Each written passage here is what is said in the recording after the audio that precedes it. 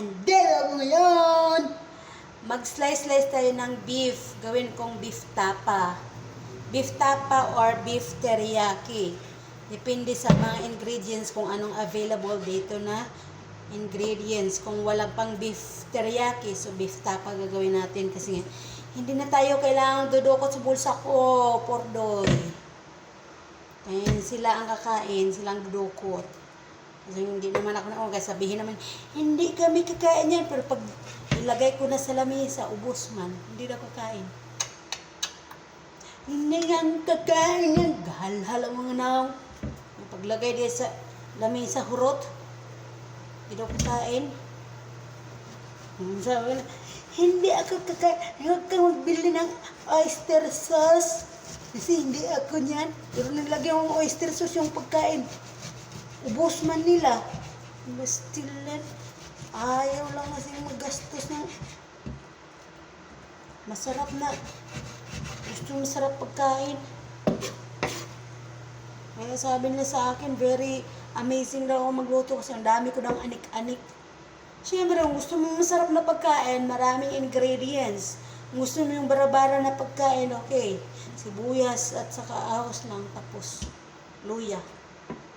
Siyempre, sa akin, gusto kong to impress. Gusto kong masarapan sila sa pagluto, masatisfied ay yung mga amo ko. Kaya, nilulutoan ko sila ng ganun. To impress them. Kahit sabihin natin wala akong alam nito sa luto, pero nagta-try out ako na mag-improve ang mga skills sa pagluluto. Kasi para dun sa bahay, magluluto ako kasi lang, wala naman lulutuin ganito. Kasi sobrang makamahal. Ang madakpan dito, ang mga galunggong mahal na gani.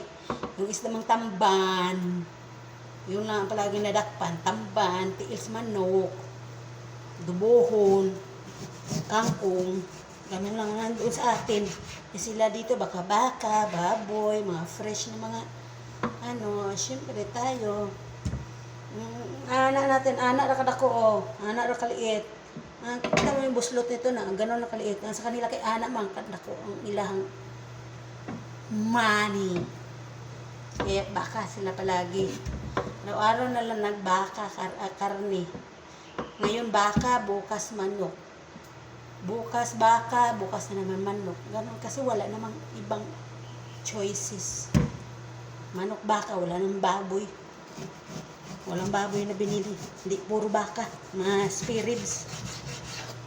Parang taktan ako masigig. Pinananay sa ganun. No choice tayo.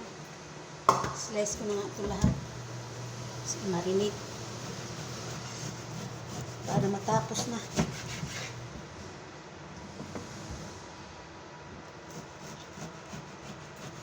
Ating pagluto na beef. Kaya sa totoo lang, wala talaga yung pagsabi ng agency sa akin na you cook. Para maiba naman na yung talent mo sa trabaho. Sabi. Walang hinihindian sa isang nanay ng nangailangan. Sige, sabi ko, sige. Hindi, sige. Ito na ang resulta. Sige guys, mamaya na. Parang naanay nagbukas sa gate. Nagbato ko sa motor, bigla naman mo. Brrrr! Isang araw ba naman, alas 11:30, nandito nakakain. Nag-text pala sa akin na early as possible the lunch. Hala, hindi ko man nabasa.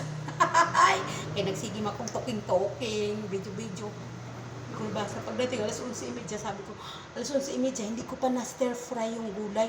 Pero naluto ko na yung kanin at saka soup.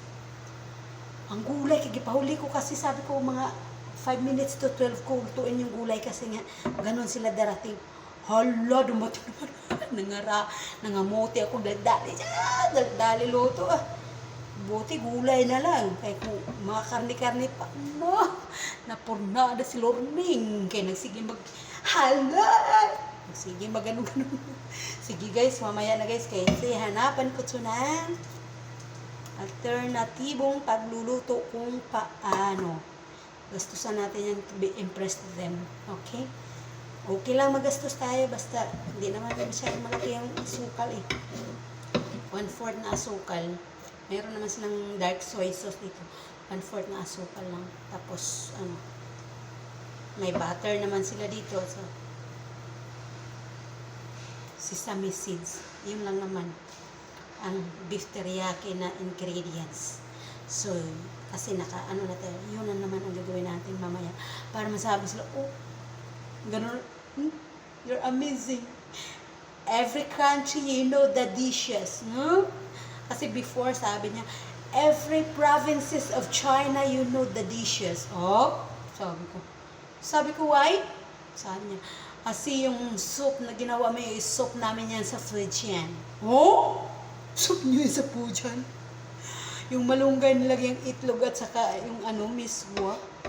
Nilagyan tanglad.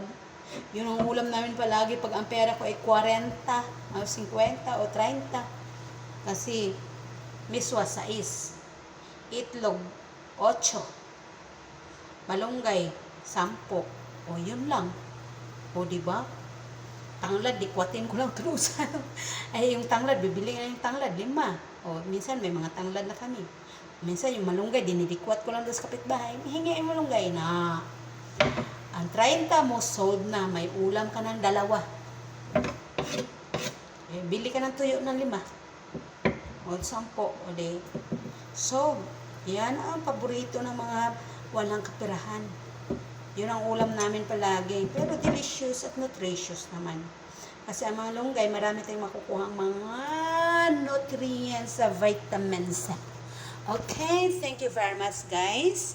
Mamaya na naman ulit kasi mag-marinate pa ako sa aking beef. Bye-bye.